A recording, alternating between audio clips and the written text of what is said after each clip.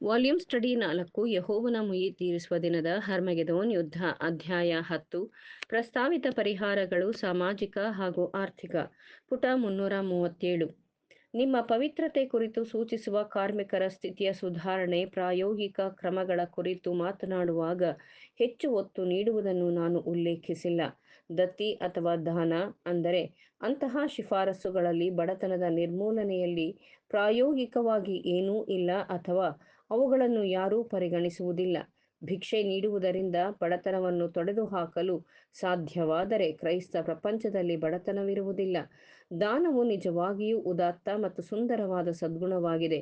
ಮನುಷ್ಯನಿಗೆ ಕೃತಜ್ಞರಾಗಿರಬೇಕು ಮತ್ತು ಇದು ದೇವರಿಂದ ಅಂಗೀಕೃತವಾಗಿದೆ. ಆದರೂ ದಾನವನ್ನು ನ್ಯಾಯದ ಮೇಲೆ ನಿರ್ಮಿಸಬೇಕು. ಇದು ನ್ಯಾಯವನ್ನು ರದ್ದುಗೊಳಿಸಲು ಸಾಧ್ಯವಿಲ್ಲ. ಕ್ರೈಸ್ತ ಪ್ರಪಂಚದ ಮೂಲಕ ಕಾರ್ಮಿಕರ ಸ್ಥಿತಿಯಲ್ಲಿ ಏನು ತಪ್ಪಾಗಿದೆ ಎಂದರೆ ಶ್ರಮವನ್ನು ದೋಚಲಾಗಿದೆ. ಸತತವಾದ ಆ ದರೋಡೆಯನ್ನು ಹೊಗಳುವುದು ನಿಷ್ಫಲವಾಗಿದೆ. ನ್ಯಾಯಕ್ಕೆ ಬದಲಿಯಾಗಿ ಕರುಣೆಯನ್ನು ಹೊಗಳುವುದು. ನಿಮ್ಮ ಹಿಂದಿನವರು ಮೂಲಭೂತವಾದ ಆ ಧರ್ಮದ್ರೋಹಿಗಳಿಗೆ ಖಂಡಿಸಿದರು. ಇದು ಸುವಾರ್ತೆ ಕಾನೂನನ್ನು ಮೀರಿಸಿದೆ ಮತ್ತು ದೇವರ ಪ್ರೀತಿಯು ನೈತಿಕ ಹೊಣೆಗಾರಿಕೆಗಳಿಂದ ಮನುಷ್ಯರನ್ನು ಮುಕ್ತಗೊಳಿಸಿತು ಎಂದು ಕಲಿಸಿತು. ಅನ್ಯಾಯ ಇರುವಲ್ಲಿ ದಾನ ಮಾಡಬಹುದಾದ ಎಲ್ಲವೂ ಅನ್ಯಾಯದ ಪರಿಣಾಮಗಳನ್ನು ಸ್ವಲ್ಪ ಮಟ್ಟಿಗೆ ಶಾಂತಗೊಳಿಸಲು ಅಲ್ಲಿ ಇಲ್ಲಿ ಇರುವುದಾದರೂ ಇದು ಅದನ್ನು ಗುಣಪಡಿಸಲು ಸಾಧ್ಯವಿಲ್ಲ ಅಥವಾ ಅನ್ಯಾಯದ ದುಷ್ಪರಿಣಾಮಗಳನ್ನು ಕೆಡುಕಿಲ್ಲದೆ ನಿವಾರಿಸಲಾಗಲಿ ಕಡಿಮೆ ಮಾಡಲಾಗಲಿ ಆಗದಿರುವಲ್ಲಿ ಇದನ್ನು ಒಂದರ ಮೇಲೊಂದನ್ನು ಹೊರಿಸುವ ಅತಿರೇಕ ಎಂದು ಕರೆಯಬಹುದು. ಈ ಅರ್ಥದಲ್ಲಿ ದ್ವಿತೀಯ ಕೃಪಾಗುಣಗಳು ಮೂಲಭೂತ ಅಥವಾ ಪ್ರಾಥಮಿಕ ಸದ್ಗುಣಗಳೂ ಇಲ್ಲದಿರುವಲ್ಲಿ ಕೆಟ್ಟದ್ದನ್ನು ಮಾಡುತ್ತದೆ. ಹೀಗೆ ಸಮಚಿತ್ತತೆಯೇ ಒಂದು ಸದ್ಗುಣ, ಶ್ರದ್ಧೆಯೇ ಒಂದು ಸದ್ಗುಣವಾಗಿದೆ. ಆದರೆ ಸಮಚಿತ್ತ ಮತ್ತು ಶ್ರದ್ಧೆಯಿಂದಿದ್ದು ಕಳ್ಳನಾಗಿರುವವನು ಹೆಚ್ಚು ಅಪಾಯಕಾರಿ. ಹೀಗಾಗಿ ತಾಳ್ಮೆಯು ಒಂದು ಸದ್ಗುಣವಾಗಿದೆ. ಆದರೆ ತಪ್ಪಿನ ಅಡಿಯಲ್ಲಿರುವುದನ್ನು ತಾಳ್ಮೆಯಿಂದ ಕ್ಷಮಿಸುವುದೂ ತಪ್ಪು. ಆದ್ದರಿಂದ ಜ್ಞಾನವನ್ನು ಕಂಡುಕೊಳ್ಳುವುದು ಮತ್ತು ಮಾನಸಿಕ ಶಕ್ತಿಯನ್ನು ಬೆಳೆಸಲು ಪ್ರಯತ್ನಿಸುವುದು ಒಂದು ಸದ್ಗುಣವಾಗಿದೆ. ದುಷ್ಟನು ತನ್ನ ಬುದ್ಧಿವಂತಿಕೆಯ ಕಾರಣದಿಂದ ಕೆಟ್ಟದ್ದನ್ನು ಮಾಡಲು ಹೆಚ್ಚು ಸಮರ್ಥನಿರುತ್ತಾನೆ. ದೆವ್ವಗಳನ್ನು ನಾವು ಯಾವಾಗಲೂ ಬುದ್ಧಿಯುಳ್ಳವುಗಳು ಎಂದು ಭಾವಿಸುತ್ತೇವೆ. ಹೀಗಾಗಿ ನ್ಯಾಯವನ್ನು ತಿರಸ್ಕರಿಸುವ ಮತ್ತು ನಿರಾಕರಿಸುವ ತೋರಿಕೆಯ ದಾನವು ಕೆಟ್ಟದ್ದನ್ನು ಮಾಡುತ್ತದೆ. ಒಂದು ಕಡೆ ಅದು ತನ್ನ ಸ್ವೀಕೃತ ದಾನವನ್ನು ನೀತಿಗೆಡಿಸುತ್ತದೆ. ಆ ಮಾನವ ಘನತೆಯನ್ನು ಅತ್ಯಾಚಾರಗೊಳಿಸುತ್ತದೆ.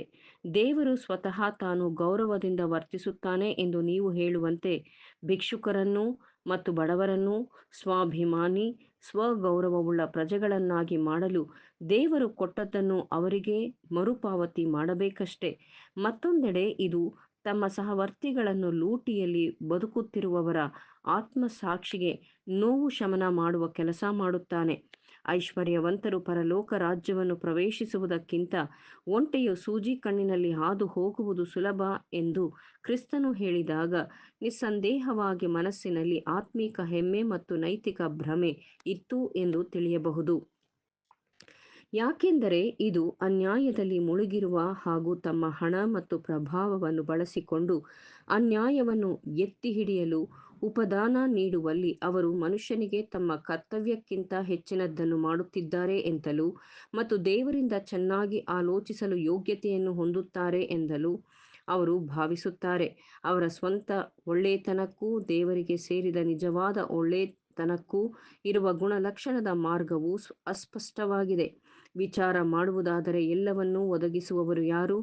ನೀವು ಹೇಳುವಂತೆ ಮನುಷ್ಯನಿಗೆ ಎಂದಿಗೂ ದಿವಾಳಿಯಾಗದ ಉಗ್ರಾಣವು ಋಣಿಯಾಗಿದೆ ಮತ್ತು ಭೂಮಿಯು ಎಂದೂ ಬರಿದಾಗದ ಅಕ್ಷಯ ಫಲವತ್ತತೆಯಲ್ಲಿರುವುದು ಮಾತ್ರ ಅವನು ಕಂಡುಕೊಳ್ಳುತ್ತಾನೆ. ಆದರೂ ದೇವರ ವರವಲ್ಲವೇ? ಆದ್ದರಿಂದ ತಮ್ಮ ದೇವರ ಅನುಗ್ರಹದಿಂದ ವಂಚಿತರಾದ ಮನುಷ್ಯರು ತಮ್ಮ ಸಹಜೀವಿಗಳ ಔದಾರ್ಯದ ಉಪಕಾರ ಅದರ ಮೇಲೆ ಅವಲಂಬಿತರಾದಾಗ ಈ ಜೀವಿಗಳನ್ನು ದೇವರ ಸ್ಥಾನದಲ್ಲಿ ಇರಿಸಿ ಸಲ್ಲಿಸಿದ ಉಪಕಾರವನ್ನು ತಾವೇ ತೆಗೆದುಕೊಳ್ಳುವುದಿಲ್ಲವೋ? ದೇವರಿಗೆ ಋಣಿಯಾಗಿದ್ದೇವೆಂದು ಹೇಳುವವರ ಜವಾಬ್ದಾರಿಗಳೇನು?